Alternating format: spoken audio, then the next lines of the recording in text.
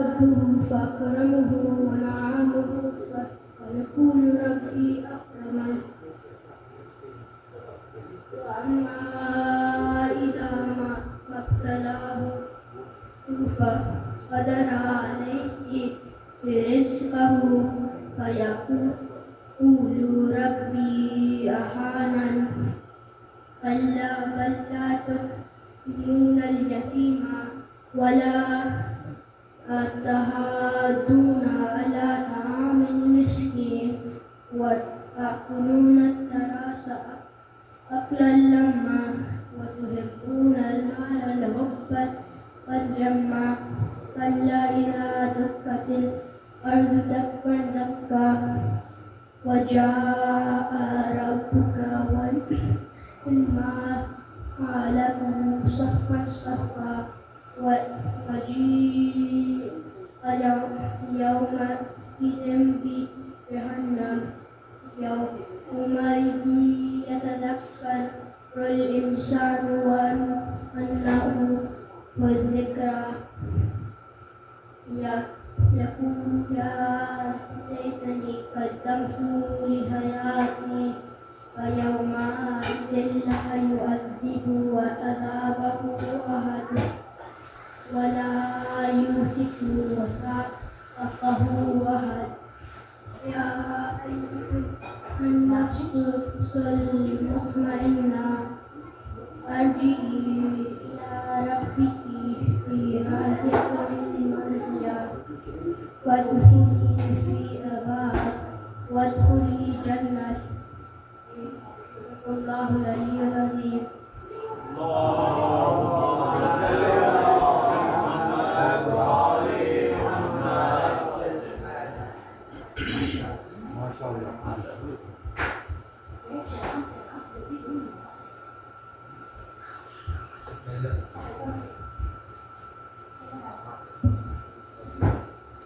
بسم الله الرحمن الرحيم. عن فاطمة الزهراء عليه السلام بنت رسول الله صلى الله عليه وآله أنها قالت: دخل علي أبي رسول الله صلى الله عليه وآله في بعض الأيام فقال: السلام عليك يا فاطمة. فقلت: عليك السلام. قال: إني أجد في بدر ضوفا. فقلت له: أوئذك بالله يعبده من الضوف. فقال: يا فاطمة أوتيني بالكساء اليماني فغديني به. فأتيته بالكساء اليماني فغديته به. فصرت أنظر إليه وإذا وجهه يتلألأ كأنه البدر في ليلة تمامه وكماله.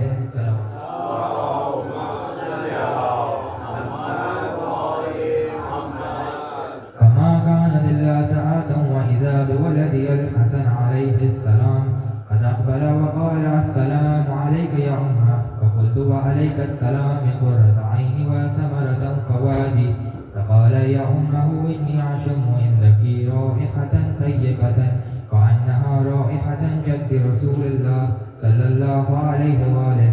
فقلت: نعم إن جدك تحت الكساء. فأقبل الحسن نحو الكساء وقال: السلام عليك يا جده يا رسول الله. أتأذن لي أن أدخل معك تحت الكساء؟ فقال: وعليك السلام يا ولدي ويا صاحب حوضي، قد أذنت لك. فدخل حسن معه تحت الكساء.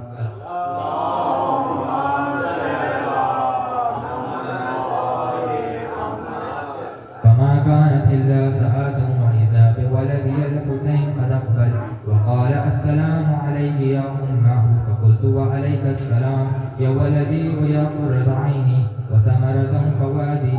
فقال لي: يا أمه إني أشم عندك رائحة طيبة كأنها رائحة جد رسول الله صلى الله عليه وآله. فقلت: نعم إن جدك وأخاك تحت الكساء.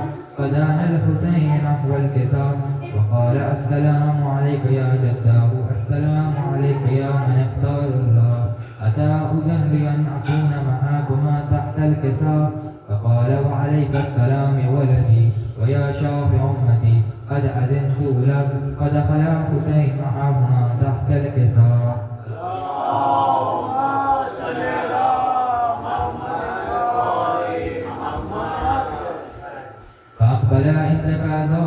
أبا الحسن علي بن أبي طالب وقال السلام عليك يا بنت رسول الله فقلت وعليك السلام يا أبا الحسن ويا أمير المؤمنين فقال يا فاطمة إني أشم عندك رائحة طيبة كأنها رائحة أخي وابن عمي رسول الله صلى الله عليه وآله فقلت نعم ها هو مع ولديك تحت الكساء فأقبل علي نحو الكساء وقال السلام عليك يا رسول الله وأتى أذن لي أن أكون معكم تحت الكساء قال له وعليك السلام يا أخي ويا وسي وخليفتي وصاحب اللواء قد أذنت لك فدخل علي تحت الكساء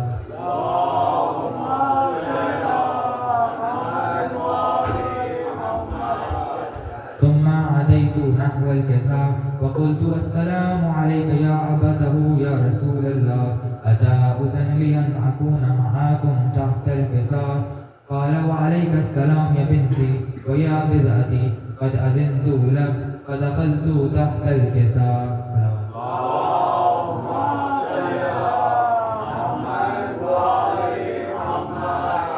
فلما اكتملنا جميعا تحت الكساء وأخذ أبي رسول الله بطرف الكساء وأومى بيده اليمنى إلى السماء وقال اللهم إنا هؤلاء أهل البيت وخاصتي وحمتي لحمهم لحمي ودمهم دمي يؤلمني ما يؤلمهم ويحزنني ما يحزنهم أنا حرب لمن حاربهم وسلم لمن سالمهم وعدو لمن عاداهم ومحب لمن أحبهم إنهم مني وأنا منهم واجعل صلواتك وبركاتك ورحمتك وغفرانك ورضوانك علي وعليهم وأذهب عنهم الرجس وطهرهم تطهيرا.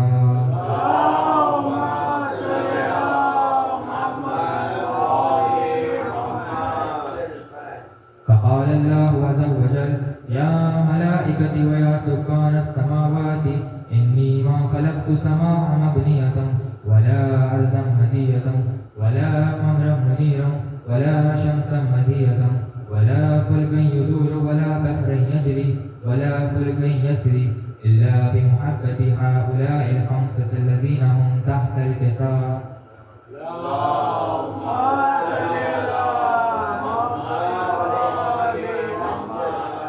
فقال العميد جبرائيل يا ربي ومن تحت الكساء فقال عز وجل هم أهل بيت النبوة ومعدن الرسالة هم فاطمة وأبوها وبعلها وبنوها.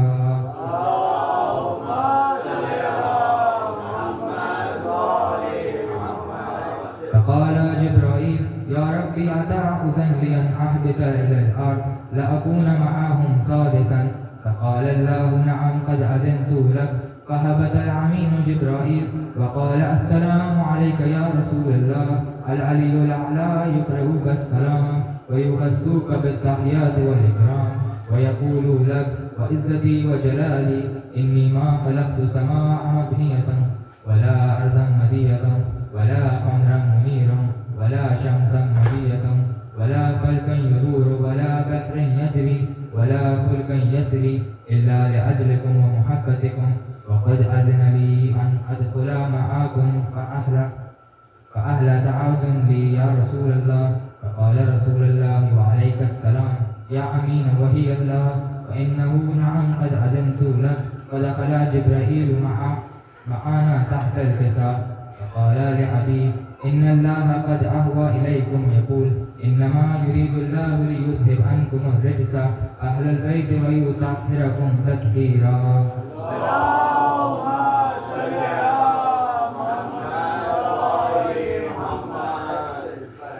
فقال علي لأبي يا رسول الله أخبرني ما لجلوسنا هذا تحت الكساء من الفضل عند الله. فقال علي فقال نبي صلى الله عليه وآله والذي بعثني بالحق نبيا واستخاني بالرسالة عجيا ما ذكرنا خبرنا هذا في محفل من محافل أهل الأرض وفي جمع من شيعتنا ومحبينا إلا ونزلت عليهم الرحمة وحقت بهم الملائكة واستغفرت لهم إلى أن يتفرقوا.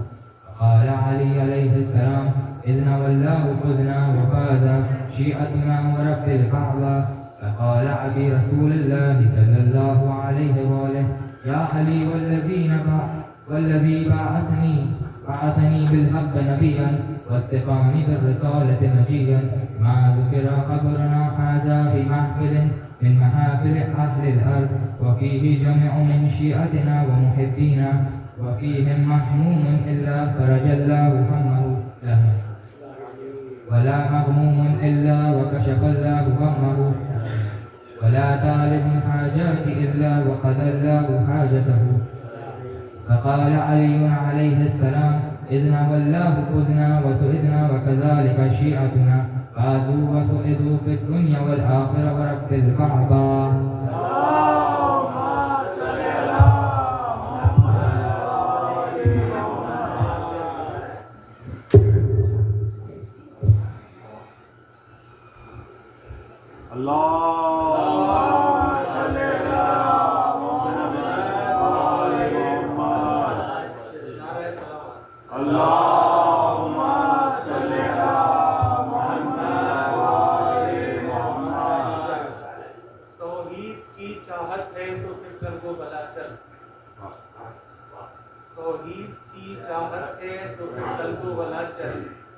ورنہ یہ کلی کھل کے کھلی ہے نہ کھلے گی.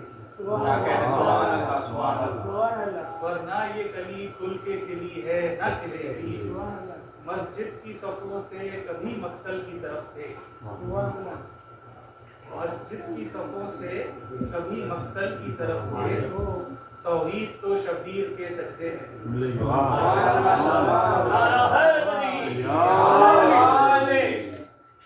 بخشش کو اپنے در کا سوالی بنا دیا. بخشش کو اپنے در کا سوالی بنا دیا. حر کو فضائے خلد کا والی بنا دیا. حر کو فضائے خلد کا والی بنا دیا. بس ایک سجدہ شبیر نے تھوڑی سی دیر میں.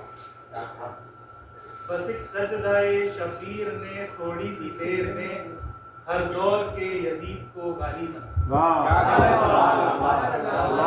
حسینیت زندہ باد. حسینیت زندہ باد. حسینیت زندہ باد. حیدری صلوات علی محمد و آل محمد.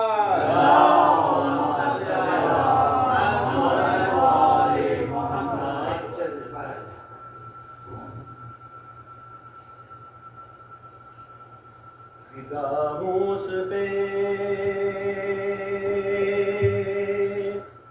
سلامی ہے جس کا نام حسین میرا موئی میرا آقا میرا امام. میرا موئی میرا آقا میرا امام حسین. سما کو بھیج کے روزے پہ کر رہا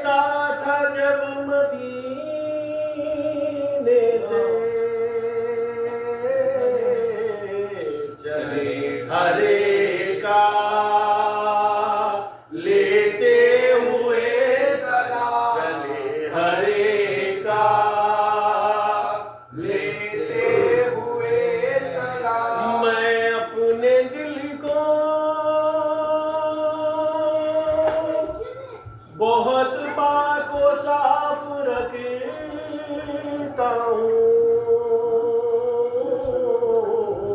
کہ شاید اس میں کسی دن کرے خیال، شاید اس میں کسی دن کرے خیال،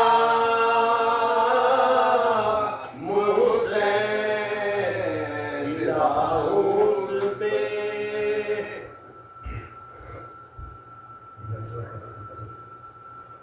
پردیس میں مسلم کے یتیموں پر جفا ہے، دریا پہ عدو خط عدو لے کے چلا ہے، چھوٹا تو بڑے بھائی کا منہ دیکھ رہا ہے، زور سو مدد کا نہیں مشغول پکار، زور سو مدد کا نہیں مشغول پکار ہے، بے رحم کے خوابوں میں ہے تو نازو کے پالے، ہر سو نگاہ میں کوئی آ کے بچا، ہر سو نگاہ میں کوئی آ کے بچا لے، چھوٹا تو بڑے بھائی کو بڑھ بڑھ کے بچاتا، ہر بار ہے منصف کی طرح بیچ میں آتا، رو دیتا ہے کچھ کہنے کا موقع نہیں پاتا، بے ساتھ ایک بات زباں پر یہ لا، بے ساتھ ایک بات زباں پر یہ لاتا، سنحال غریبوں کا خدا کے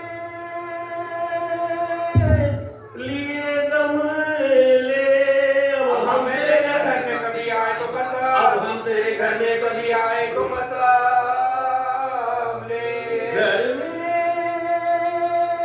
تیرے کچھ چین نہیں پایا ہے ساتھ، توڑا ہے فخر پانی سے پاخا کئی دن کا، حجرے میں نمک خدائی نہیں کی تیری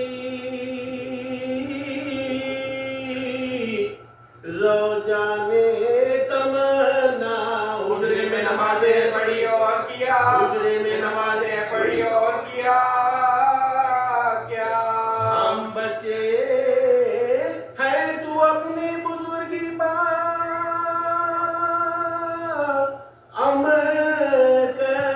تقسیم جو کچھ ہم سے ہوئی ہو تو بہار، تقسیم جو کچھ ہم سے ہوئی ہو وہ بہار کا، یہ جرم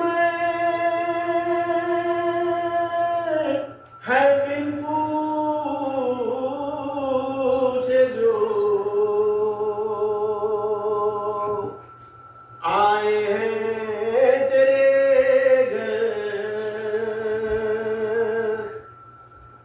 حجرے میں رہے شب کو بھی بیدار برابر، کرتے پڑے گے سوکھتے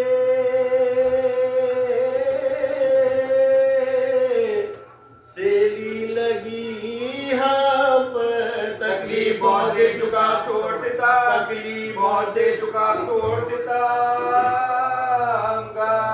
جنگل میں کہیں بیٹھ کے ہم روئیں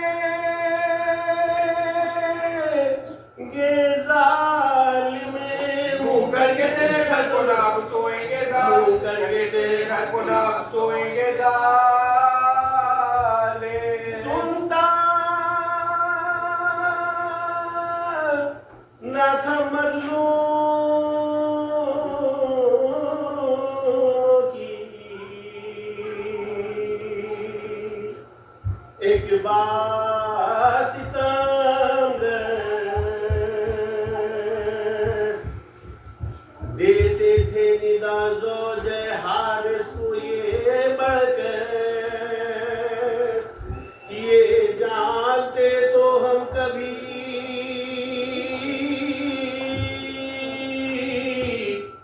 آتے نہ تیرے گھر میں. مہمانوں کو اپنے تو بچاتی نہیں ماں، مہمانوں کو اپنے تو بچاتی نہیں ماں. چھڑوا دے کے بگڑے ہوئے گیسوں کو پتو ہے. اماں نے بابا نے جو کچھ ہے تو تو، اماں نے بابا نے جو کچھ ہے تو تو ہے. بکھر بالوں کو بکھیرے ہوئے وہ مومنہ تھی ساتھ. مظلوموں کو ظالم سے چھڑاتی تھی وہ خوش ذات. کہتی تھی خدا کے لیے کیا کرتا ہے بازار. گئے پاؤں پر سر رکھتی تھی کہ باندھی تھی، گئے پاؤں پر سر رکھتی تھی کہ باندھی تھی. بس بس کے زمین اب تو ہل جاتی ہے ظالم. زہرا مجھے سنگ کی نظر آتی ہے، زہرا مجھے سنگ کی نظر آتی ہے. ظالم نے تہتے کیا زوج کو اس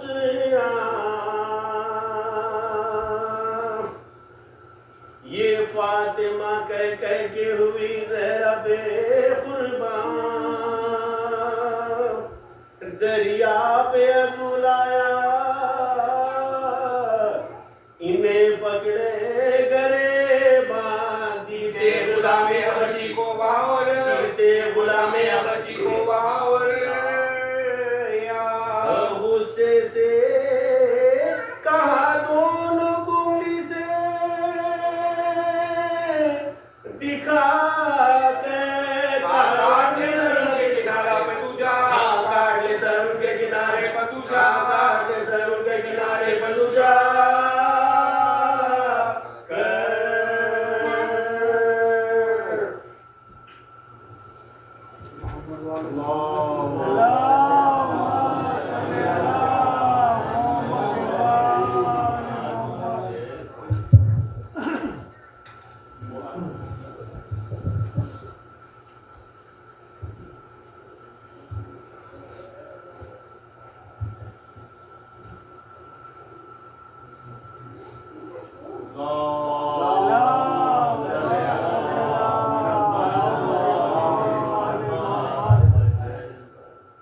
لا حول ولا قوة إلا بالله العلي العظيم. أعوذ بالله من الشيطان اللعين الرجيم. بسم الله الرحمن الرحيم. الحمد لله رب العالمين، والصلاة والسلام على أشرف الأنبياء والمرسلين، خاتم النبيين رحمة للعالمين، أبي القاسم محمد.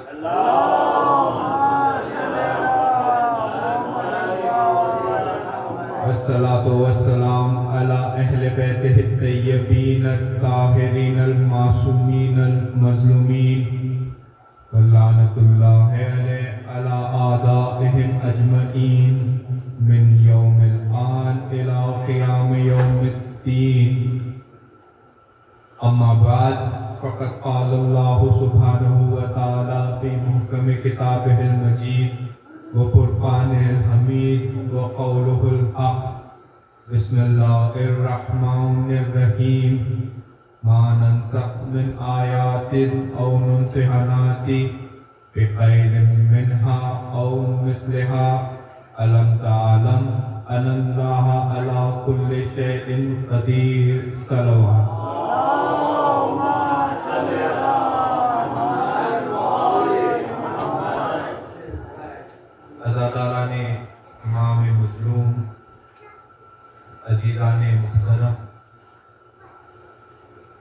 اس اشرے کی تیسری نشست کی مجالس سے آپ روبرو ہو رہے ہیں، اور جس آیت مبارک کو میں نے اپنا سرنامہ کلام قرار دیا ہے، اس میں خداوند متعال کا ارشاد ہو رہا ہے کہ جب بھی میں کسی آیت کو منسوخ کرتا ہوں یا اسے اٹھاتا ہوں تو یا تو اس سے بہتر آیت لاتا ہوں یا اس جیسی مثل لے کر آتا ہوں، اور اگر تم یہ سمجھتے ہو کہ میں ایسا کرنے سے قاصر ہوں تو جان لو کہ میں ہر شے پر قدرت رکھتا ہوں۔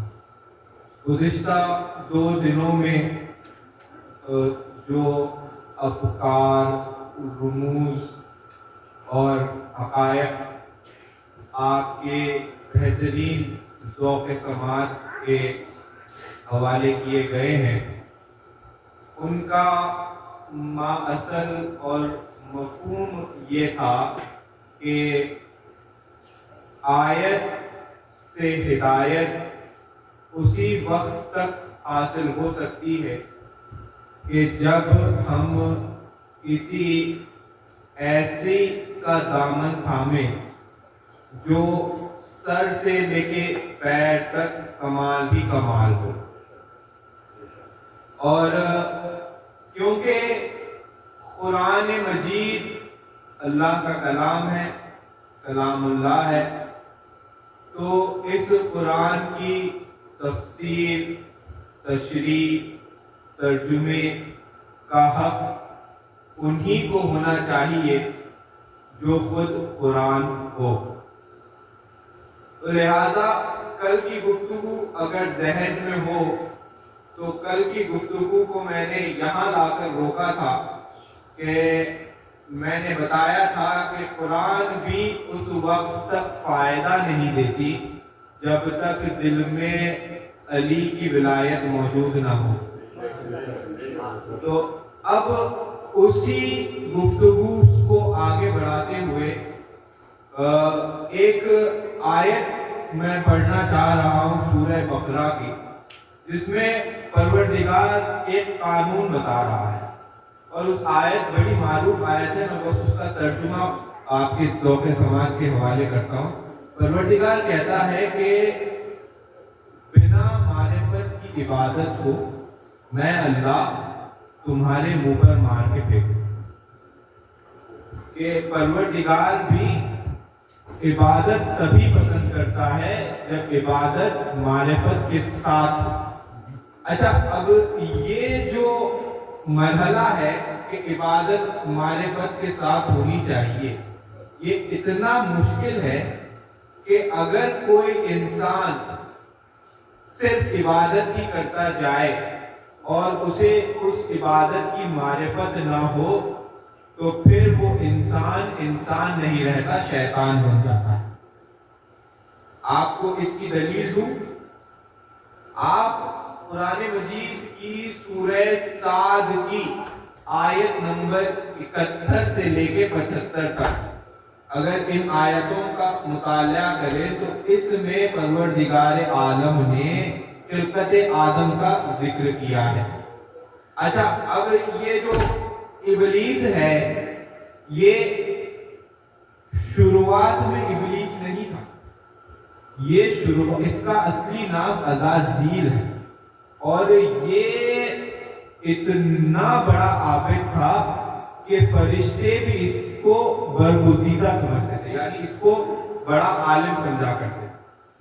اور اچھا، اب تھوڑی سی تاریخ بیان کرتا چلوں کہ یہ جو عزازیل تھا، یہ نسناس کا جو لشکر عرش پر آباد تھا، اور جب وہ سرکش ہو گئے تو پروردگار عالم نے جبرائیل علیہ السلام کی قیادت میں فرشتوں کا ایک لشکر بھیجا، اور اس لشکر کا یہ سپہ سالار بھی تھا۔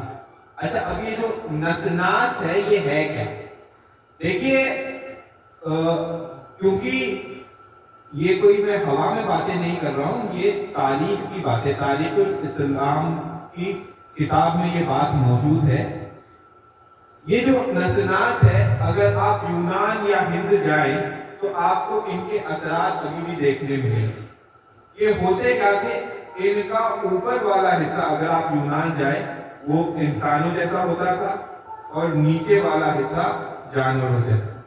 مثلا انگلش میں ان کو سینٹور کہتے ہیں، اگر آپ کے نیچے والا حصہ گھوڑے کا ہے اور اوپر والا جانور آدمی کا۔ اچھا اگر آپ ہند آئیں تو تصویر مختلف ہوگی، انہوں نے اوپر والا حصہ جانوروں کا رکھا، نیچے والا حصہ انسانوں کا رکھا۔ بہرحال یہ حضرت آدم سے کئی ہزار سال پہلے یہ نسناس روح زمین پر آباد تھے اور کئی ہزاروں سال تک ان کی حکومت رہی۔ اچھا اب جب یہ سرکش ہو گئے تو پروردگار عالم نے ان کو ختم کرنے کے لیے ایک لشکر روانہ کیا، اور اس لشکر میں یہ بھی شامل تھا ابلیس، بڑی عبادت کیا کرتا۔ اچھا فرشتوں نے اللہ سے اس کی سفارش لگائی تھی کیونکہ ظاہری طور پہ وہ اس کی عبادت دیکھ رہے تھے، اور فرشتوں نے پروردگار سے کہا کہ پروردگار یہ تو تیرا اتنا عابد بندہ ہے، اس کو تو اوپر اٹھا لے۔ اب اپنی عبادت کے بل پر یہ ابلیس آسمان کی زینے طے کر رہا ہے، پہلا آسمان، دوسرا، تیسرا، چوتھا، پانچواں، حتیٰ کہ یہ 7ویں آسمان تک پہنچ گیا، اور یہ اتنی عبادت کرتا تھا کہ کتابوں میں ملتا ہے کہ اس کی 2 رکعت نماز 1000 سال میں پوری ہوتی تھی۔ اور جب یہ 7ویں آسمان میں پہنچ گیا تو اس نے ایک سجدہ کیا، جو سجدہ 6000 برس تک یہ کرتا رہا، کوئی 50 یا 100 برس کی عبادت نہیں ہے، 6000 سال کا سجدہ۔ اچھا جب یہ سجدہ کر رہا تھا اور جب اس نے سجدہ مکمل کیا اور اپنا سر سجدے سے اٹھایا تو اس وقت آواز ایک برگشت ہوئی آسمان میں کہ انی جاعل فی الارض خلیفہ، کہ ہم روح زمین پر اپنا خلیفہ بنانے والے۔ جب یہ آواز گونجی تو اس نے، کیونکہ یہ سجدہ کر کے اٹھا تھا، اس کو یہ خیال آیا کہ بھائی اگر روح ارض پہ خلیفہ بنانے والا ہے پروردگار تو مجھ سے بہتر کون ہے۔ اچھا اب جب یہ خیال اس نے شیئر کیا تو فرشتے بھی چپ ہو گئے، بھائی اتنا بڑا عابد ہے، 7ویں آسمان تک جاتا ہے، تو بھائی فرشتوں نے بھی کہا ہاں تم ہی ہو سکتے ہو۔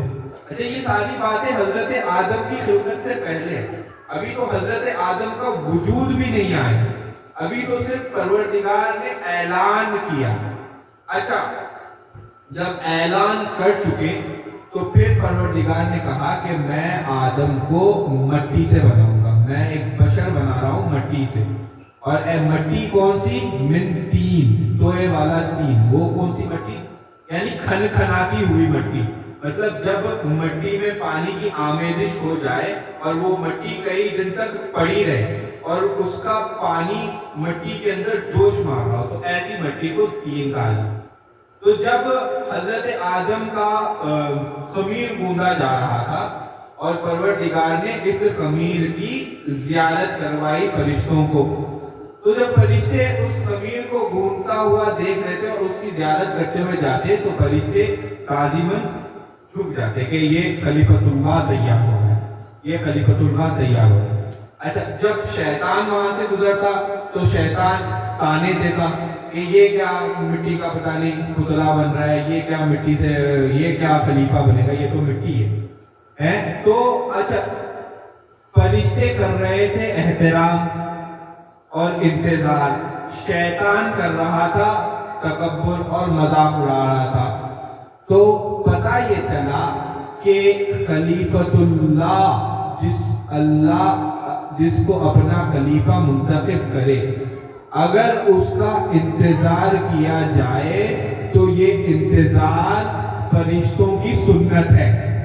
میں ایک جملہ دے رہا ہوں، کہ خلیفۃ اللہ کا انتظار کرنا فرشتوں کی سنت ہے اور اس انتظار کا مذاق اڑانا شیطان کی پرانی فطرت ہے. ایک سلوات بھیجے محمد.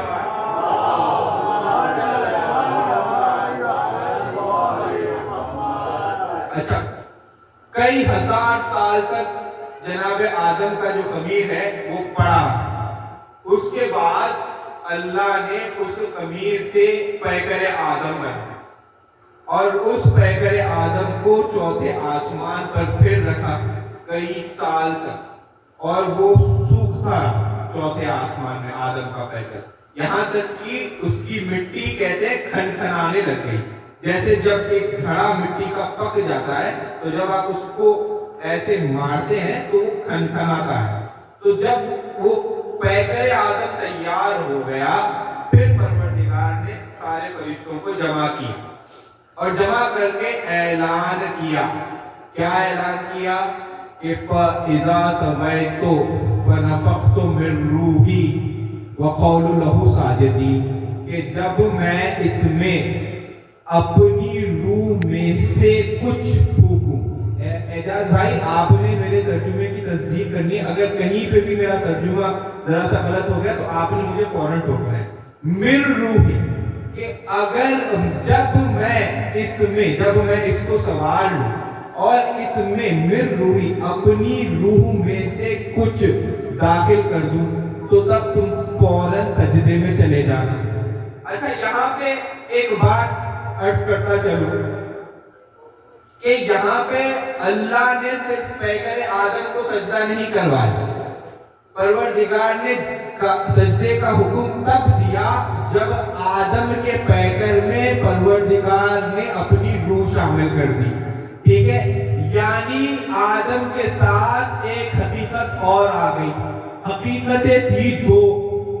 اچھا، فرشتوں نے فوراً سجدہ کر دیا الا ابلیس، پر اس نے سجدہ نہیں کیا. تو پروردگار نے کہا قالا یا ابلیس، سورہ 7 کی آیت، یا ابلیس ما منعک ان تسجد لما خلقت بیدی، کہ بھئی تجھے کس چیز نے روکا اس کو سجدہ کرنے کے لیے جس کو میں نے بنایا ہے اپنے دونوں ہاتھوں سے.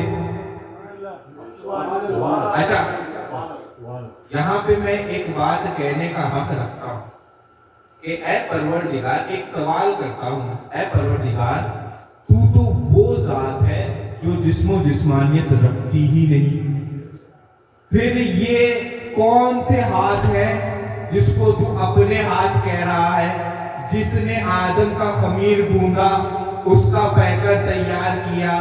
تو پروردگار عجب نہیں کہ جواب دے کہ بھائی دیکھو، اگر یہ سوال کرنا ہی ہے تو مجھ سے نہ کرو، جاؤ اور جا کے خلیفہ دوم سے پوچھو.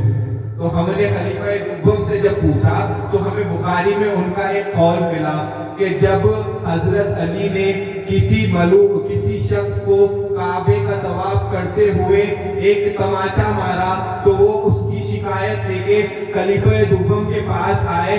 تو خلیفہ دوم نے پوچھا، علی کو بلایا، کہا علی آپ نے اس کو تماچا کیوں مارا؟ تو کہا یہ کعبے کا طواف کر رہا تھا اور طواف کرتے کرتے اس کی بد نظر کسی مستورہ پر پڑی، تب میں نے اس کو سمجھایا، جب یہ پھر بھی نہ سمجھا تو میں نے تماچا مارا. تو جب یہ انہوں نے سنا تو انہوں نے اس آدمی کو کہا کہ میں کیا کروں اس میں، تجھے عین اللہ نے دیکھا، ید اللہ نے تماچا مارا. ایک سلوات میرے محمد.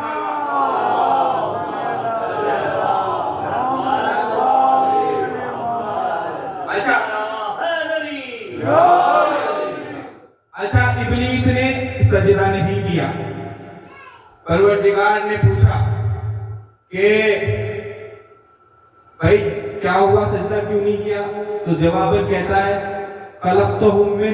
خلقتنی من نار وخلقتہ من طین، کہ بھائی تو نے مجھے آگ سے پیدا کیا، اس کو مٹی سے پیدا کیا، میں افضل ہوں. اچھا، میں نے کیا کہا تھا ابھی کچھ چند جملوں پہلے کہ آدم کے سجدے میں صرف آدم نہیں تھے، حقیقتیں دو تھی. دو ایک وہ روح. ابلیس نے آدم کو یاد رکھا, مٹی کو یاد رکھا, روح کو بھول گیا. اچھا اب اس کے ساتھ ایک اور بات بتاؤں کہ جب حقیقتیں دو ہو تو اور انسان یا کوئی کسی ایک کو یاد رکھے دوسرے کو بھول جائے تو پھر یہ سنت شیطان کی سنت ہوتی ہے. اب بھائی کہنے کا مجھے حق دے کہ نبی نے خطبہ قدیر میں کہا تھا کہ میں تمہارے درمیان دو وزنی چیزیں چھوڑے جا رہا ہوں, ایک قرآن, دوسری میری اہل بیت. بھائی اب کوئی اگر قرآن کو یاد رکھ لے اہل بیت کو بھول جائے تو پھر پروردگار کی بارگاہ رحمت سے دور ہو جاتا ہے. ایک سلوات پہ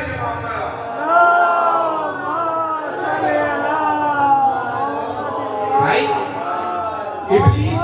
ابلیس کا نام ابلیس کیوں پڑا؟ اس لیے پڑا کہ جب اس نے سجدہ کرنے سے انکار کر دیا تو پروردگار نے اس کو اپنی رحمت سے بے دخل کر دیا اور تب یہ اللہ کی رحمت سے مایوس ہو گیا, اس لیے ابلیس کہلایا. اچھا پروردگار نے ابلیس کو جب نکالا اور کہا کہ نکل تو, پروردگار نے کوئی بحث نہیں کی, حالانکہ اتنی عبادت کرتا تھا, ایک نہ سنی, کہا نکل تو رجیم ہے, تو ملعون ہے, تجھ پر یوم دین تک لعنت ہے. اچھا صرف لعنت کا مستحق نہیں بنایا پروردگار نے, اس کو ایک ٹیگ بھی دیا. جب لعنت کی توق اس کے گلے میں ڈال دی تو ایک ٹیگ بھی لگایا. وہ ٹیگ کیا لگایا؟ قرآن میں ہے, وہی سورہ 7. اللہ کہتا ہے وَاسْتَكْبَرَ وَكَانَ مِنَ الْكَافِرِينَ, کہ اس نے تکبر کیا اور یہ کافروں میں سے تھا. کانا من الکافرین, کافر ہوا نہیں, یہ کافروں میں سے تھا.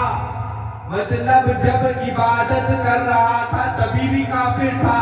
اے پروردگار اتنی عبادت, ہزار سال میں 2 رکعت نماز مکمل, 6000 سال کا سجدہ, پھر بھی کافر. کہا کافر. آدم کے سجدے کے انکار پر کافر نہیں ہوا, پہلے سے ہی کافر تھا. تو پتہ یہ چلا کہ اگر کفر پرانا ہو تو اظہار تب ہوتا ہے جب خلیفۃ اللہ کا اعلان ہو رہا ہو. ایک سلوات ہے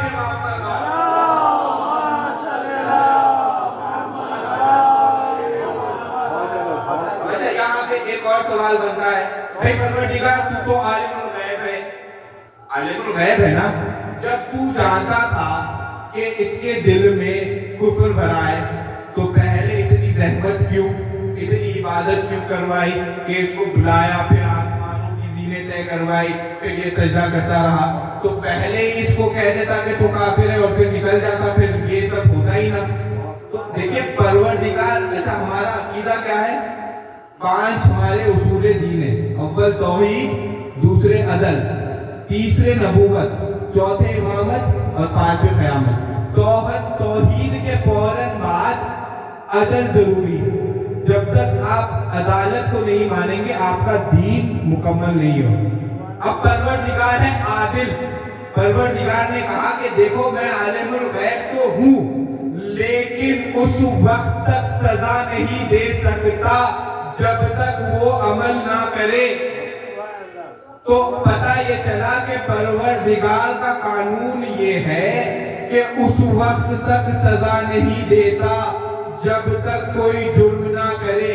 اب سوال ہم سے ہوا کہ بھائی جب حسین کو پتا تھا کہ یہ آپ کو قتل کرنے والے ہیں تو آپ نے جنگ روکی کیوں نہیں؟ بھائی حسین کو بتانا تھا کہ جب تک حسین 9 محرم تک ان کو موقع دیتے رہے کہ شاید ان کی اصلاح ہو جائے.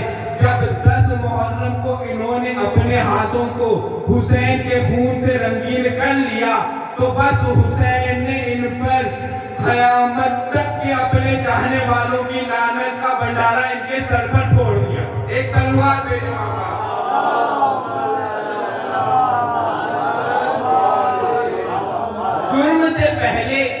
رضا سنانا ائمہ معصومین کا طریقہ کار نہیں ہے۔ اچھا، اس نے تکبر کیا کہ میں افضل ہوں اور کہا کہ اس کو مٹی سے بنا ہے، مجھے آگ سے بنا ہے۔ پروردگار نے کہا کہ نکل جا، تو ملعون ہے، تو رجیم ہے۔ کہا اچھا نکل تو جاؤں، لیکن اتنے جو برس کی عبادت کی ہے اس کا اجر تو دے۔ پروردگار نے پوچھا کیا چاہتا ہے؟ کہا کہ یوم قیامت تک کی حیات چاہتا ہوں۔ کہا یوم قیامت تک کی حیات نہیں، وقت معلوم تک زندہ رہے گا، وقت معلوم۔ اچھا کہا اس کے بعد اور کیا چاہتا ہے؟ کہا کہ میں انسانوں کو دیکھوں اور کوئی نہ دیکھے، وہ مجھے نہ دیکھے۔ کہا ٹھیک ہے یہ بھی نہیں۔ اور کہا کہ اب میں تیرے مخلص تیری انسانیت کو بھٹکاؤں گا، جن بندوں کے لیے تو نے مجھے اپنی رحمت سے دور کیا، اب انہی بندوں کو بھٹکاؤں گا اور تیری جہنم سے دور کروں گا۔ اچھا طریقہ کار کیا اختیار کیا ہے اس نے انسانوں کو بھٹکانے کے لیے؟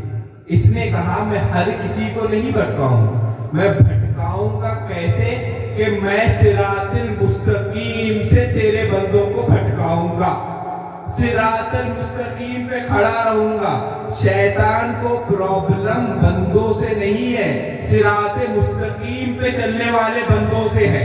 تو اب ہم ڈھونڈتے ہیں کہ صراط مستقیم کون ہے؟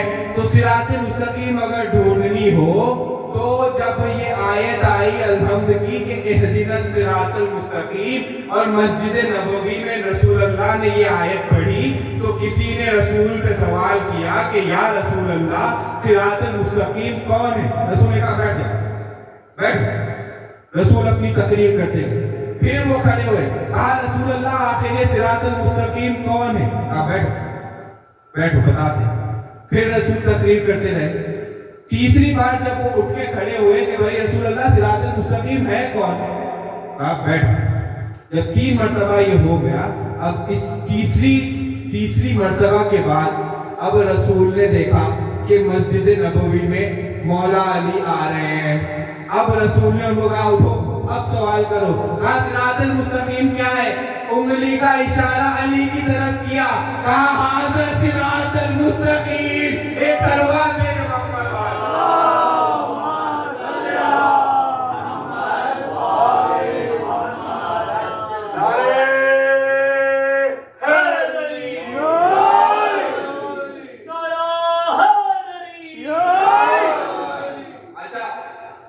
آدم کے مقابلے پہ شیطان آیا، پروردگار نے کیا ٹیگ لگایا بھائی؟ وَكَانَ مِنَ الْكَافِرِينَ۔ تو پتہ یہ چلا کہ بھائی جو بھی آدم کے مقابلے پہ آئے وہ کافر ہوتا ہے، وہ کافر ہوتا ہے۔ چلیے آئیے میں عقیدت کی ایک اور بات آپ سے کروں کہ بھائی سوال ہوا ہم سے کہ ہمارے عقیدے میں نبی کے بعد یہ بات ذہن میں، نبی کے بعد سب سے افضل کون؟ ہم نے کہا حضرت علی۔ اس کی وجہ کیا؟ کہا کہ رسول اللہ نے ان کو اپنا نفس قرار دیا۔ آیت مبارکہ میں رسول اللہ نے کہا یہ میرا نفس ہے، علی کا خون میرا خون، علی کا گوشت میرا گوشت۔ تو اس لیے کیونکہ ان کو نسبت رسول سے ہے اور رسول سارے انبیاء سے افضل ہے، تو لہٰذا ہم نے کہا کہ مولا علی سارے انبیاء سے افضل ہے۔ اچھا ان کا پھر بھی دل نہیں مانا، تو چلائیے میں قرآن سے بتاتا ہوں۔ آدم کے سامنے آنے والا ابلیس جب آدم کے مقابل آیا تو کافر کہلایا۔ بس اب یہی فرق ہے آدم میں اور علی میں کہ آدم کے مقابلے پہ جو آئے وہ کافر کہلائے، اب علی کے مقابلے پہ آنے والا کیا ہوگا؟ چلے آئیے وہ بھی بتاتا ہوں۔ تاریخ کے کچھ پنے کھولتے ہیں، تاریخ میں ہمیں ایک جنگ ملی جس کا نام ہے جنگ خندق۔ وہاں پر ایک ملعون آیا جس کا نام تھا عمر ابن عبد ود۔ جب اس نے مسلمانوں کو چیلنج کیا، کوئی نہیں آیا۔ ادھر سے میرا مولا اٹھا، مولا نے رسول سے اجازت مانگی، رسول نے اجازت دی۔ اچھا جب رسول سے اجازت مل گئی علی کو تو علی اپنا سینہ چوڑا کر ایسے اور اپنے اوپر فخر کرتے۔ اچھا فخر اپنی ذات پہ نہیں کرنا، فخر یہ کر رہے ہیں کہ حضور نے موقع دیا ہے دین کی نصرت، تو اب یہ فخر کرتے ہوئے جا رہے ہیں۔ تو جب فخر کرتے ہوئے جا رہے ہیں تو ایک صاحب آئے، انہوں نے رسول سے کہا کہ یا رسول اللہ یہ اچھی بات نہیں ہے، علی دیکھیے کیسا اپنے اوپر فخر کر کے جا۔ رسول نے کہا علی کہاں جا رہا ہے؟ یہ تو کل ایمان جا رہا ہے بھائی، اور کل ایمان جا کس کے خلاف رہا ہے؟ کل ایمان ہے جو کل کفر کے سامنے جا رہا ہے۔ بس پتہ یہ چلا کہ اب آدم کے سامنے جو آیا وہ کافر کہلایا، جو علی کے مقابل آیا کل کفر کہلایا۔ ایک سلوات میں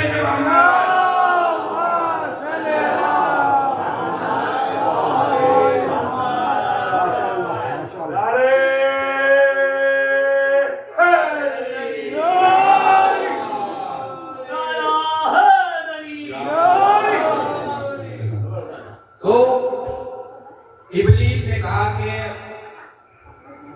تو کس کو مٹی سے بنا، مجھے آگ سے بنا۔ اچھا جب یہ کر چکا تو پھر اس کے بعد سورہ 7 میں پروردگار کہتا ہے کہ استکبرت ام کنت من العالین، کہ بھائی تجھے کس بات کا تکبر ہے، کیا تو بڑے لوگوں میں سے ہو گیا؟ ام کنت من العالین، کیا تو بڑے لوگوں میں سے ہو گیا؟ اچھا عالین کا جو لفظ ہے عالین ہے علی کی جمع، لغت میں دیکھے گا جا کے عالین ہے علی کی جمع۔ اچھا اس آیت سے پتہ کیا چل رہا ہے کہ کچھ بڑے لوگ آدم کی خلقت سے پہلے تھے جن پر آدم کا سجدہ واجب نہیں تھا۔ اب آئیے ان لوگوں کو ڈھونڈتے ہیں کہ یہ کون بڑے لوگ ہیں جو آدم کی خلقت سے پہلے تھے اور جن پر آدم کا سجدہ واجب نہیں تھا، تو اس کو ڈھونڈنا ہے۔ تو میں نے گزشتہ مجالس میں کہا تھا کہ اللہ کا کام ہے اشارہ دینا قرآن میں، نبی کا کام ہے اس اشارے کی وضاحت کرنا۔ آئیے رسول سے پوچھتے ہیں کہ یا رسول اللہ ہمیں یہ تو بتائیے کہ یہ جو پروردگار بڑے لوگوں کا ذکر اس آیت میں کر رہا ہے آخر یہ ہے کون؟ تو مجھے رسول کی ایک حدیث نظر آئی جس میں مجھے اس کا جواب ملا۔ رسول نے کہا کہ اول خلق اللہ ما نوری وانا وعلی من نور واحد، سب سے پہلے اللہ نے میرے نور کو خلق کیا اور میں اور علی ایک نور سے ہے۔ ایک سلوات میرے محمد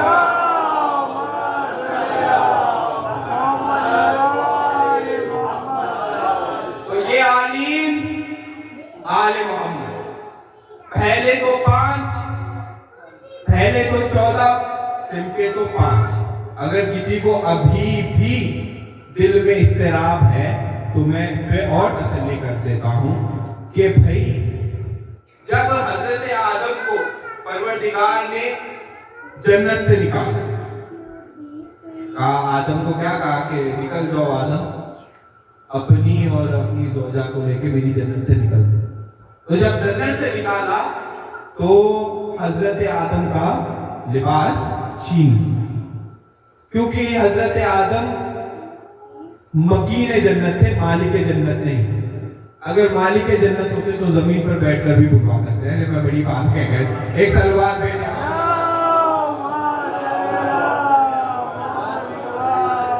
تو حضرت آدم کو خدا نے بغیر لباس کے زمین پر بھیجا۔ اب اس لیے جو بھی آدم کی نسل میں آتا ہے دنیا میں وہ بغیر لباس کے آتا ہے۔ اچھا اگر میں آپ کو یہ بتا دوں کہ کچھ لوگ ایسے آئے جو لباس کے ساتھ آئے تو پھر آپ کو ماننا پڑے گا یہ بعد از آدم نہیں، یہ قبل آدم ہے۔ تو اس کی اگر دلیل چاہیے تو اس کی دلیل یہ ہے کہ ہمارے ائمہ معصومین جب بھی آئے ہیں تو سارے ائمہ نے آتے ہی سب سے پہلا کام خدا کی بارگاہ میں اپنا سجدہ کر کے بتایا ہے کہ ہم عبد ہیں تو معبود۔ ارے بھائی قبلہ یہ کیسی دلیل بن گئی کہ یہ آدم سے پہلے؟ ابھی کہا تھا کہ آدم بغیر لباس کے آئے، جو لباس کے ساتھ آئے وہ آدم سے پہلے۔ اب مجھے بتائیے ہمارے معصومین نے آتے ہی سجدہ کیا، بھائی سجدہ کبھی بغیر لباس کے ہوتا ہے؟ ایک سلوات بھیجے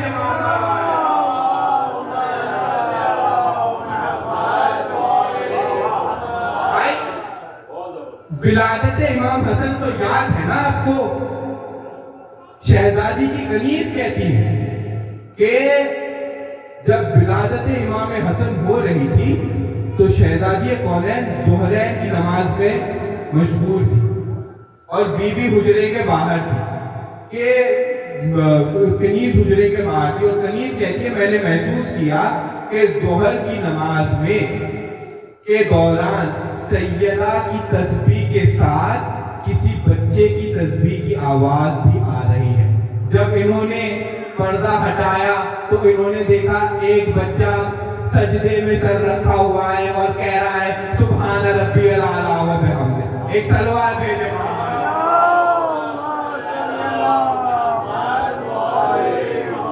پروردگار نے شیطان سے کہا کہ کیا تو بڑے لوگوں میں سے ہو گیا؟ اچھا یہ جو آلین ہے، آج جائیے گا اور قرآن میں دیکھیے کن حروف سے بنا ہے، کتنے حروف ہیں؟ آلین، عین، الف، لام، یہ، نون۔ کتنے حروف ہو گئے بھائی؟ بولیے بولیے۔ 5، عین 1، الف 2، لام 3، عین یہ 4 اور نون 5۔ اچھا یہ 5 ہے، مطلب آدم کی خلقت سے پہلے 5 اعلیٰ بندے تھے، یعنی 5 علی تھے۔ ابھی 5 علی آسمان پہ تھے۔ اچھا یہ پھیل جائے تو 14، سمٹے تو 5۔ اب میں بیسک میتھمیٹکس بھی سکھاؤں۔ 5 کیا ہے؟ اکائی، یونٹس۔ 14 کیا ہے؟ دہائی، ٹینس۔ اس دہائی کو پھر اکائی میں بدلیے، 1 اور 4 ملائے تو ہاں یہ دیکھیں یہ عرفان کی باتیں ہیں، یہ کوئنسیڈنس نام کی کوئی چیز بارگاہ قدرت میں نہیں ہے۔ اچھا یہ جو عالیم کا جو لفظ ہے، جو عالیم جو آیت ہے، وہ آیت ہے سورہ صاد کی آیت نمبر 75۔ اب پھر ملائیے 7 اور 5 کتنے؟ 12۔ تو ایک سلوات بھیجے محمد۔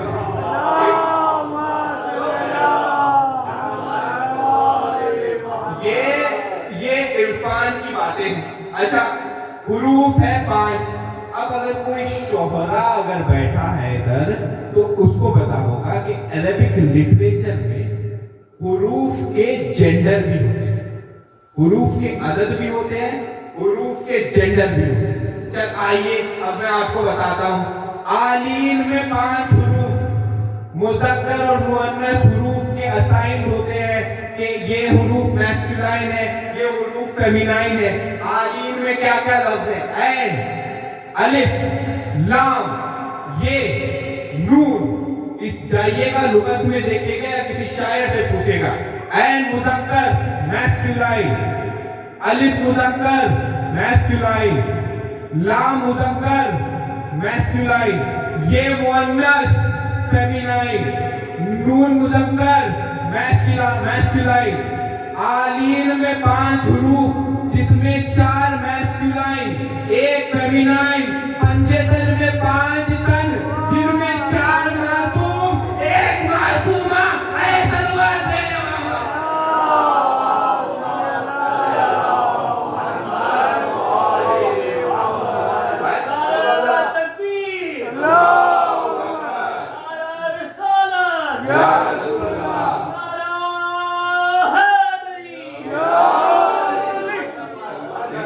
دے بھائی اور کتنا واضح کریں، یہ 5 علی آسمان پہ۔ اچھا پروردگار کی دیکھیے آل محمد کی شان منوانے کی بھی عجیب انداز ہے۔ جب یہ آسمان پہ ہوتے ہیں تو یہ 5 علی کہلاتے ہیں، اور جب یہ زمین پہ ہوتے ہیں تو سارے محمد कहलाते हैं। एक सलवात भेजे मोहम्मद वाले। अव्वलुना मोहम्मद, औसतुना मोहम्मद, कुल्लुना मोहम्मद। एक शायर का शेर याद आ रहा है मुझे इसी बात पर कि शायर कहते हैं कि अल्लाह को इस कदर प्यारे है मोहम्मद, इस शान से कुदरत ने उतारे है मोहम्मद। दरे जहरा पर जिब्रील आके कहने लगे पैगाम किसे तू यहाँ तारे है मोहम्मद। एक सलवात है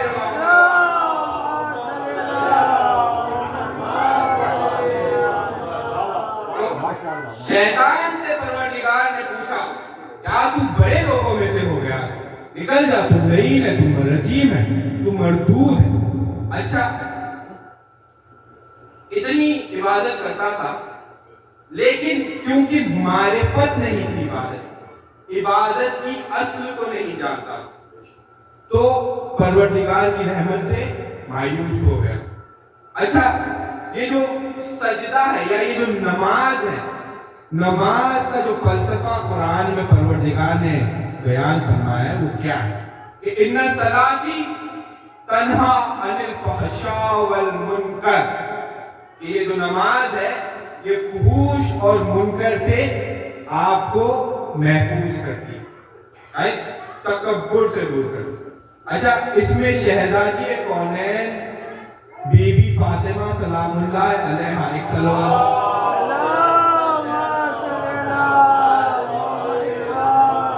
उनका एक खुतबा है जिसको खुतबे फदक कहा जाता है।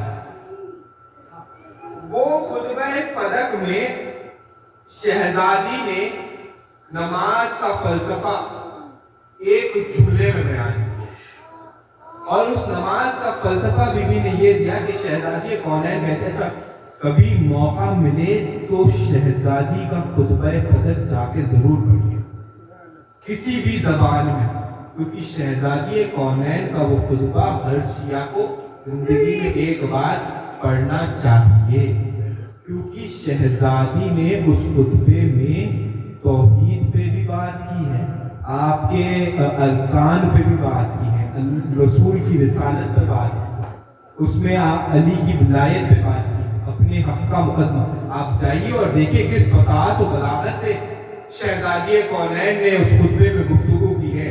ये वही बीबी कर सकती है जिसकी गोद के पाले उनकी गोद में लौंग की तिलावत करते हो। एक सलवात भेजे मोहम्मद।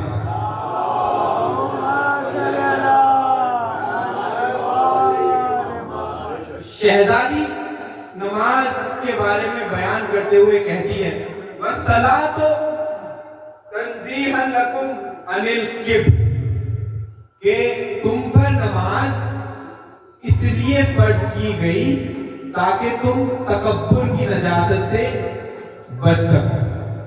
इस जुमले को जहन में रखिएगा, इस जुमले पर हम वापस आएंगे।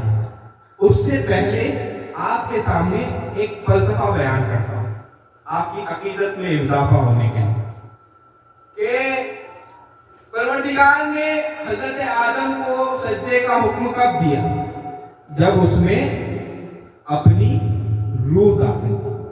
परवरदिगार इसका मतलब सुन्नत दे रहा है कि खाली पैकर या ढांचे को सजदा नहीं करवाता, उस वक्त सजदा करवाता है जब उसमें रूह आ जाए।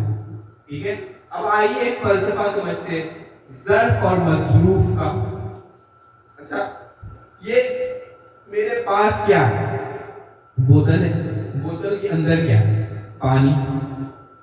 ज़र्फ बना ही मसरूफ के लिए होता है, अगर पानी ना होता, पानी है ज़र्फ, मसरूफ, बोतल है ज़र्फ, अगर पानी ना होता तो ये ज़र्फ की जरूरत ही नहीं थी। अब अगर मुझे प्यास लगेगी तो मैं बोतल नहीं खाऊंगा, मैं पानी पीऊंगा। अच्छा भाई, जब गरज पानी से है तो फिर इसकी क्या जरूरत बोतल की? तो आप कहेंगे क़िबला इसलिए जरूरत है क्योंकि पानी है मजरूफ, बोतल है ज़र्फ, और पानी ऐसा मजरूफ है कि अगर ये ज़र्फ ना हो तो फिर पानी रुकेगा नहीं। तो बस आदम थे ज़र्फ, मजरूफ थी वो रूह, جو پروردگار نے داخل کی. اب آئیے آپ کو بتاتا ہوں. آدم نے زمین پر آ کر کعبے کی بنیاد رکھی. ابراہیم علیہ السلام نے اس بنیاد پر دیواریں بنائی. حضور آئے لیکن پروردگار نے کعبے کو قبلہ نہیں بنایا. کیوں؟ کیونکہ وہ تھا ظرف. جب میرا مولا کعبے میں روح کائنات اور مظروف بن کے آ گیا, تب پروردگار نے کعبے کو ایک ڈھانچے سے قبلہ ہونے کا پروموشن دیا. ایک سلوات میں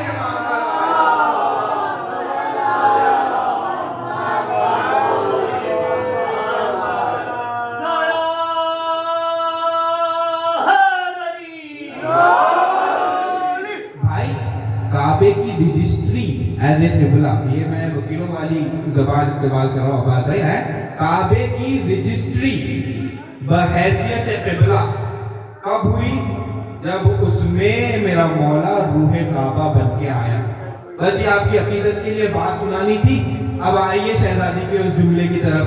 شہزادی کہتی ہے کہ تم پر نماز اس لیے فرض کی گئی تاکہ تم تکبر کی نجاست سے بچ سکو, دور ہو جاؤ.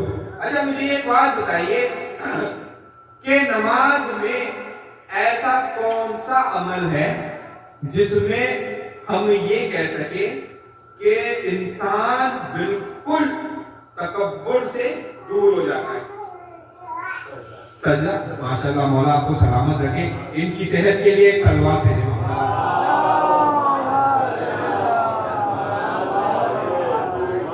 سجدہ. سجدہ وہ عمل ہے جس میں مطلب بالکل تکبر سے انسان دور, اپنی جبین اپنے ماتھے کو خاک پر رکھ دیا اور کہا پروردگار میں بھی نہیں, بس تو ہے جو ہے.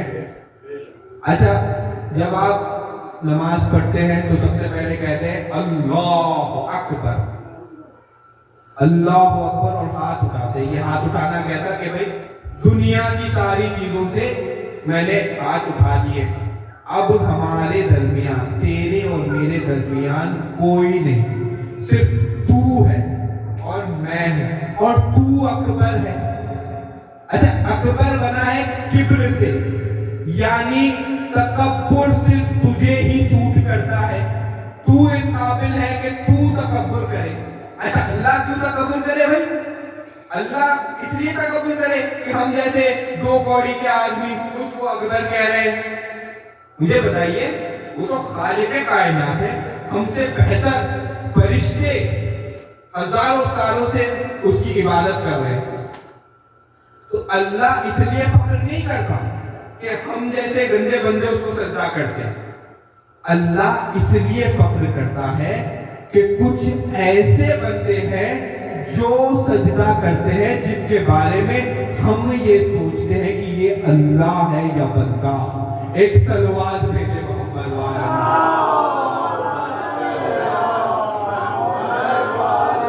اچھا جملہ پہنچا نہیں تو جملہ بول دوں جملہ.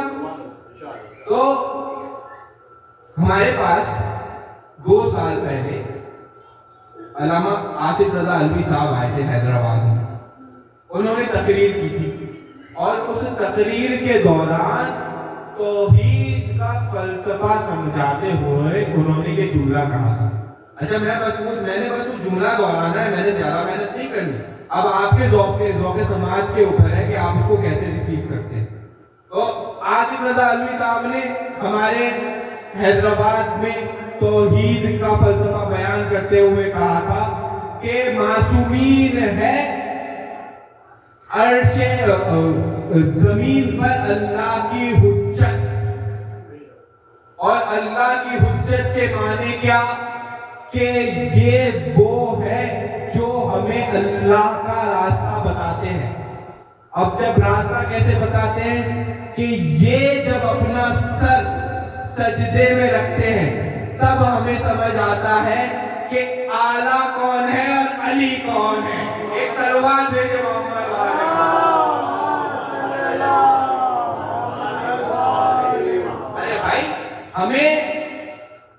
اللہ کے ہونے کی نشانی علی کی پیشانی سے ملی ہے. ایک سلوات بھیجے محمد والے. جب علی اپنا سر سجدے میں رکھ کے کہتے ہیں سبحان ربی الاعلی و بحمدہ، کہ میرے معبود ساری تعریف تسبیح کے لائق ہے کہ تو علی کا بھی رب اعلیٰ. تب پروردگار کہتا ہے کہ میں اکبر. ایک سلوات بھیجے محمد. اچھا، سجدے کا فلسفہ کیا؟ علماء بیان کرتے ہیں کہ سجدہ کا جو فلسفہ ہے وہ ہے انکنڈیشنل سرنڈر، جس کو کہتے ہیں کہ میں اب تیری بارگاہ میں آ چکا ہوں. پہلے قیام کیا، پھر رکوع میں گئے اور پھر سجدے میں چلے. اور سجدے میں ایسے گئے کہ پروردگار سے کہا کہ اے پروردگار، اگر اس سے زیادہ جھکنے کی گنجائش ہوتی تو میرے معبود تیرا بندہ وہاں ہوتا. اچھا، سجدے کے معنی کچھ علماء یہ بھی بیان کرتے ہیں کہ یہ ایسے ہے جیسے آپ نے بیعت کی.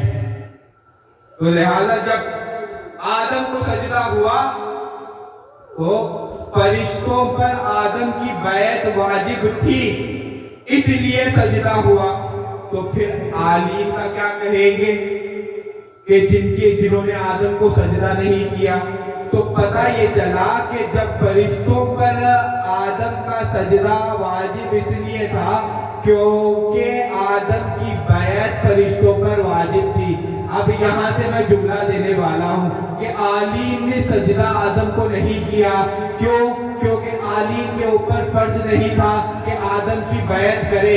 ارے بھائی، جب ان پر آدم جیسے نبی کی بیعت فرض نہیں تو کسی انسان کی کیا مجال؟ ایک سلوات میرے بابا.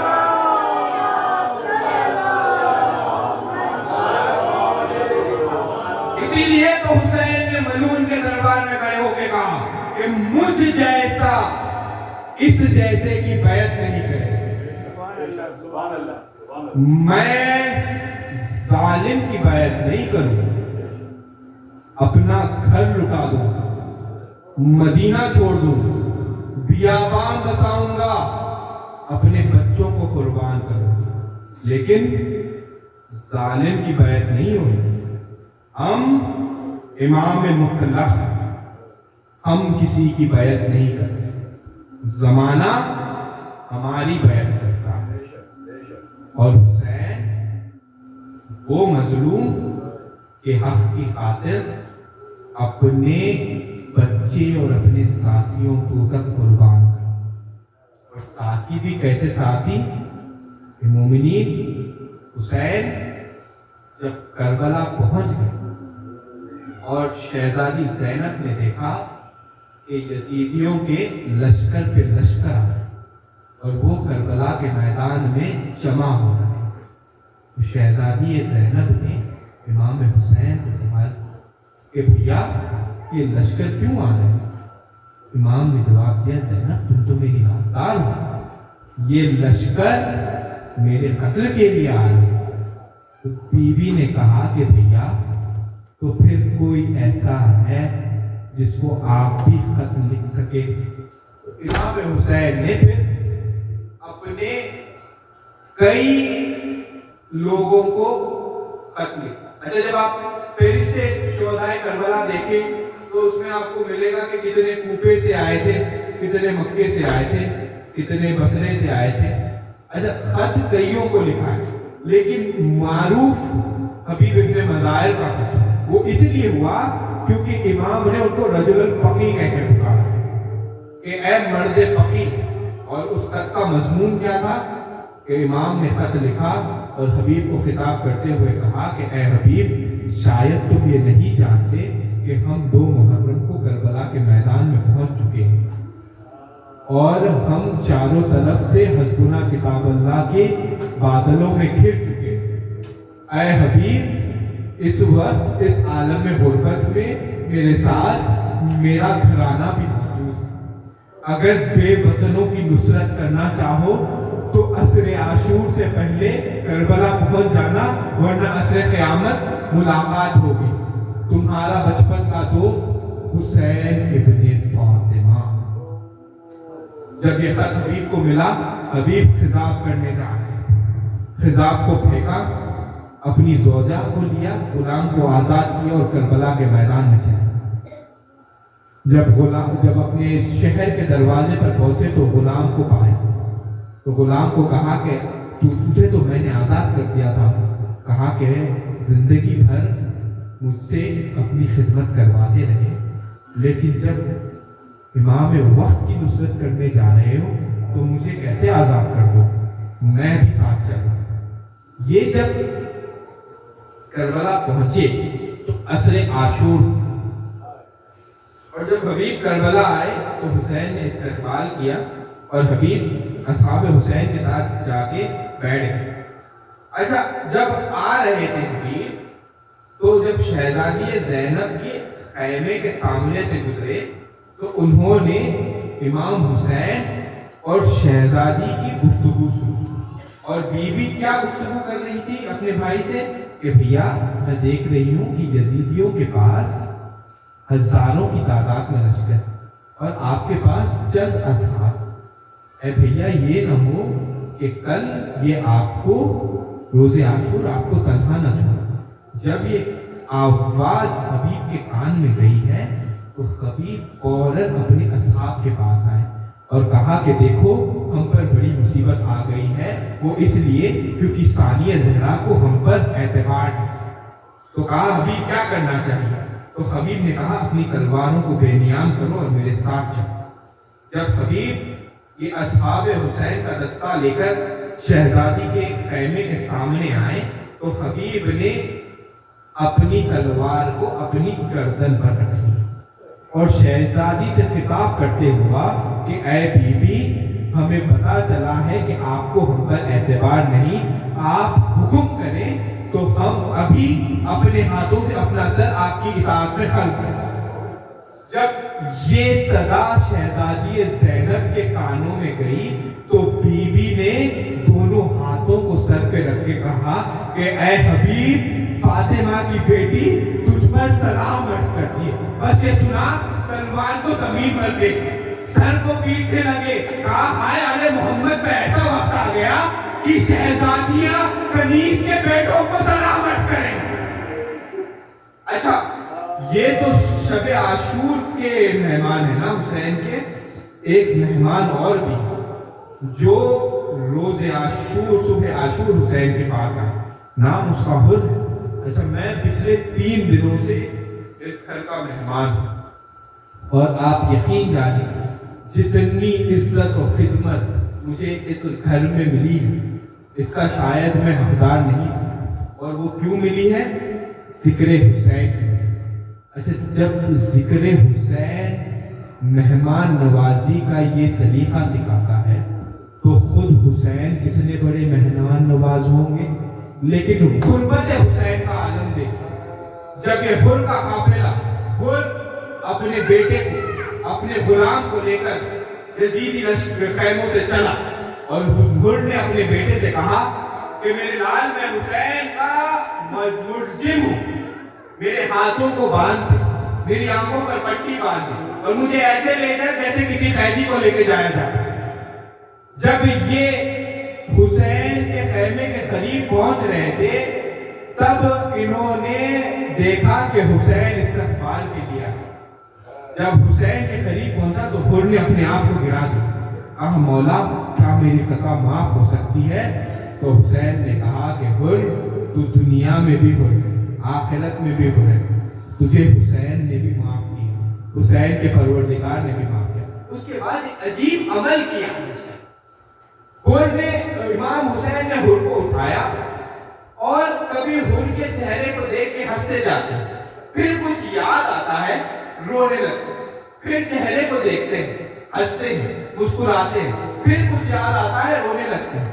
جب 2-3 بار یہ عمل کر چکے تو ایک مرتبہ حر نے امام سے پوچھا کہ مولا آپ میرے چہرے کو دیکھ کے ہنستے ہیں پھر روتے کیوں ہیں؟ تو کہا حر میں تیرے چہرے کو دیکھ کے اس لیے ہنستا ہوں کیونکہ میں دیکھ رہا ہوں کہ تجھے میرے پروردگار نے جنت الفردوس کے لیے آمادہ کر لیا. اور پھر میں روتا اس لیے ہوں, میں اپنی غربت پر اس لیے روتا ہوں کیونکہ تو وہ حسین کا واحد مہمان ہے جسے حسین پانی کے لیے بھی نہیں پوچھ سکتا. اے آج 3 دن ہو گئے, ارے حسین کے بچے 3 دن کی بھوک و پیاس سے تڑپ رہے. بس خود نے اجازت لی, میدان کو چلا, بڑی چاپشانی سے جنگ کی, اور پھر جب زین سے زمین پر آنے لگا تو کہا مولا غلام کا آخری سلام قبول. امام آئے, سر کو آغوش میں لیا, رومال فاطمہ کو حور کے سر کا تاج ہو, حور کی شہادت ہوئی, حسین کی شہادت ہو گئی. بس یہ آخری فقرہ مسائل. جب شام غریبہ آئی تو ابن سعد نے اعلان کیا کہ لاشوں کی پامالی ہو. تو جب یہ اعلان ہوا تو حر کے قبیلے والوں کو پتا چلا, انہوں نے تلواریں بلند کر دی. کہا اے ابن سعد, حر ہمارے قبیلے کا سردار, یہ ہمارے لیے بڑی توہین کی بات ہوگی کہ ہمارے سامنے اس کے لاشے کو ذبح کیا جائے, پامال کیا جائے. اس نے کہا لے جاؤ لاشے کو. حر کے رشتہ دار آئے, لے گئے. جب حر کے رشتہ داروں نے تلوار اٹھائی, پھر کسی اور شہید کے رشتہ داروں نے بھی تلوار آئی. بس پھر ابن سعد نے اعلان کر دیا کہ جس کا بھی لاشا یہاں موجود ہے اس کے وارث آئے, اپنے وارث کی لاش کو لے جائے. ہر کسی کا آتا اپنے وارث کی لاش کو لے جاتا میدان سے.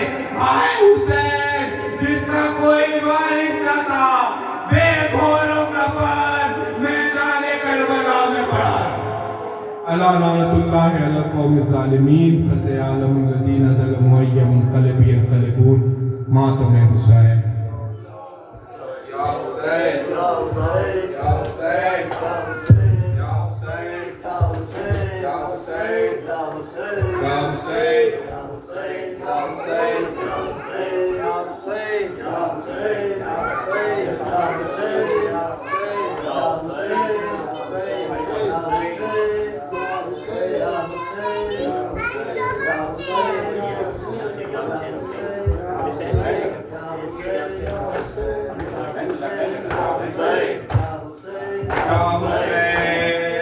یا حسین یا حسین یا حسین یا حسین یا حسین مولا حق امام یا حسن یا حسین مولا حق امام یا حسن یا حسین مولا حق امام یا حسن یا حسین یا حسین یا حسین.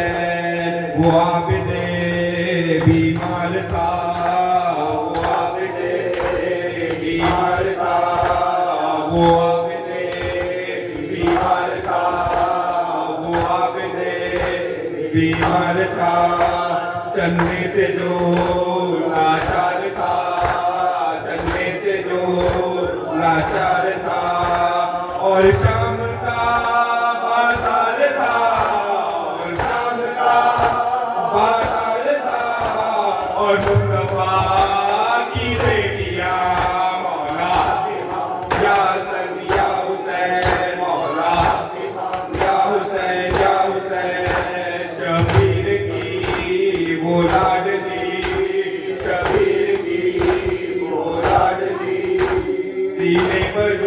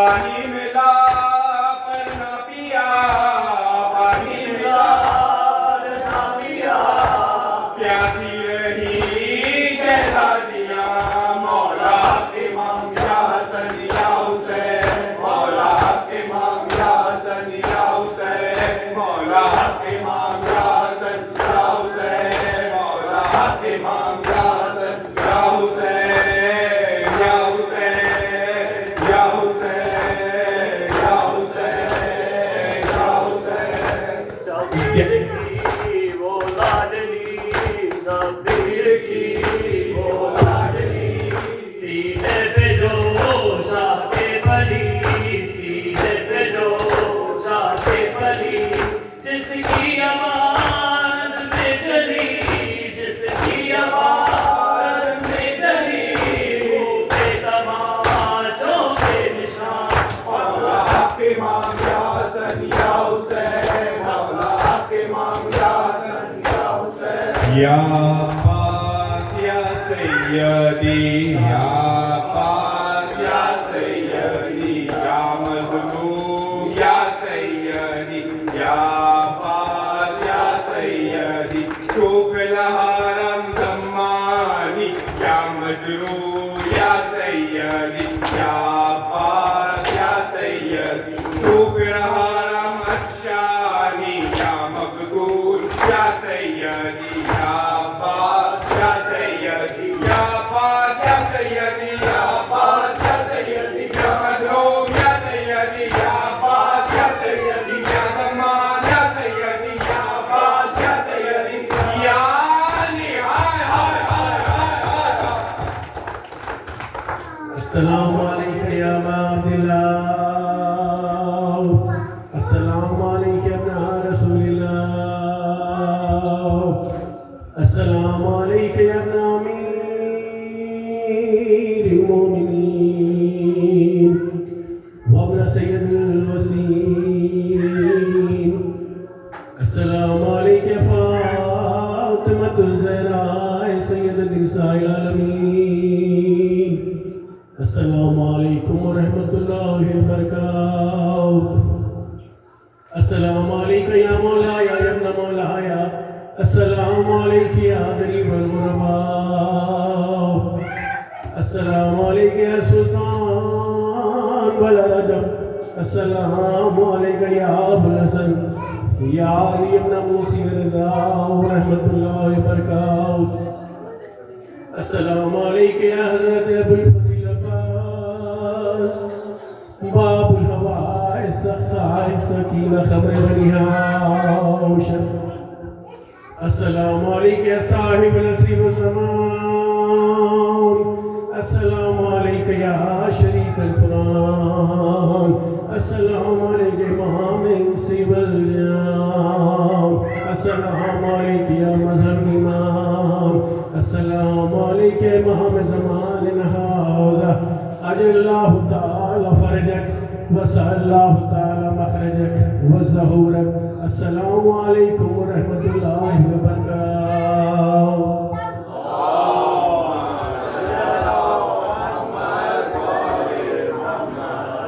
कैलाश समाज फरमाए बाजमात नमाज मगरिबैन का एहतमाम यहाँ है। कुछ देर में इंशाअल्लाह नमाज मगरिबैन बाजमात करवाई जाएगी। एक सलवात दे दो मोहम्मद।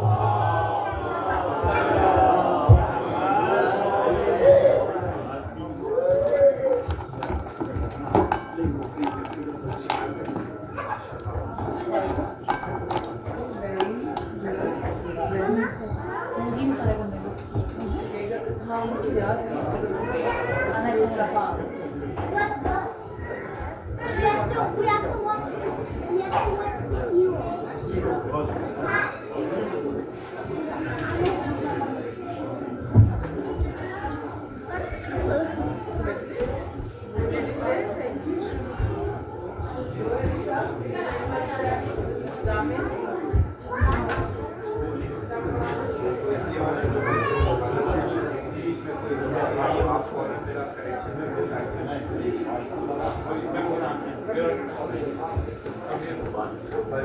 वॉशरूम की लाइट